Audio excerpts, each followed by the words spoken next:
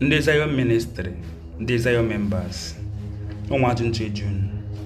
Una ma reason mere some people ji wee hetie evangelist Ebuka Obi. Una ma reason. Ma go the reason.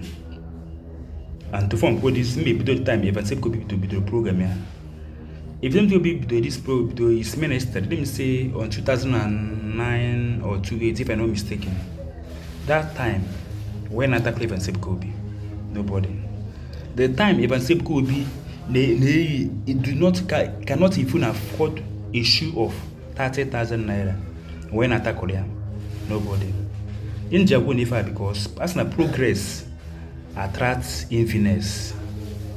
It's because of how Zion ministry is prospering, or because of Zion ministry is large in daily basis. Mere someone like Matthias Ezago in daily basis, or evangelist Ebuka be known. Or good no way good for effort in this life, this man made.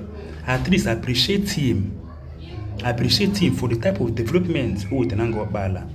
Because someone like Matthias says that if they brave known in the next 20 years to come, the type of development Evansip could be with Tenango Bala, he will never bring it. Some people have done complaints that now Evansip could be Diego Kusiji raw factory, raw company, raw school, we're gonna raw church. I have a question to ask you people. Evansip Kobe is not an Imo State government, or a local government chairman of Imo State, or the president of Nigeria. Won't you tackle those who see Diego, raw lessons, tackle one Nigeria government, not Evansip Kobe? Because that from some people now comment section now, we see Diego raw factory, raw company, raw school, we're gonna raw church. Evansip Kobe is not benefiting from Nigeria government. Won't you tackle those who see a resource or Nigeria government, or Imo State governor, or senators, or those people near go away? Yes, not Evansip Kobe, because Evansip Kobe is not benefiting from Nigeria government. Who people should stop tackling this man? I will be here for Evansip Kobe because many people they against Evansip Kobe. Fantasy from A to Z, Bundibo. Yes. From A to Z, Bundibo, and to that is total bad. All the total bad, when we single something, this man will make you I may appreciate. Because Ndibo, you see na Kafa say we na Monyama, Adi na Benaya, and to we can never appreciate what this man is doing. I for someone like Evansip Kobe, with the development Nango Bala. Who if that of the development level, if you know who made a forest, a desert, or a city, something like Nigeria governments have never done in the history of Nigeria. In the history of Nigeria, develop on a forest, a thick forest, or a city. Some people are benefiting from it. Many people, thousands of people are benefiting from it.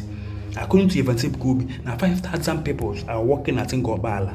Check is every 5,000 people now work on Ngobala. And to no matter what, at least let me say each of the salary above 5,000 naira. At least no matter what, let us appreciate this man for his efforts. Or did he say Chacha? Or this man have been sacrificed a lot for the Igbo. Can I stop and attack here? This man he make a lot. I actually tackle those who say now company and fathers. It's Nigeria government, not Evansip Kobe. Yes. Ifuna but the sites of Ngobala, Ebe Evangelist Ebuka Obi, many buildings and also church. Why I want Bundi Igbo, I gave me Evangelist Ebuka Obi appreciate.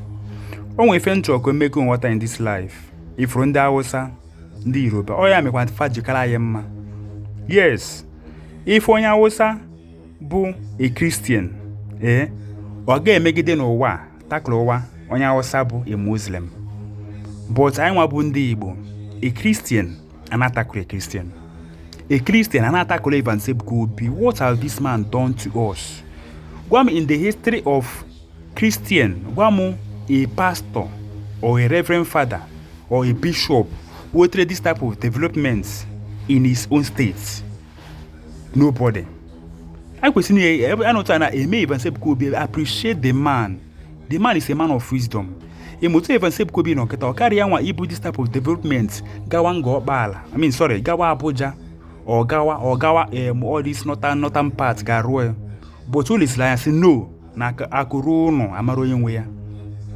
Because open all this type of thing now, you people will still come back and still tackling him. Now that's now this type of development that's not received in an Igbo. Let us appreciate this man for once. He has tried for us. May the good Lord keep protecting, keep preserving Evangelist Ebuka. No matter what people are saying against you, your ministry shall go far in life. It can go far, but this is just the beginning. You shall go far in life.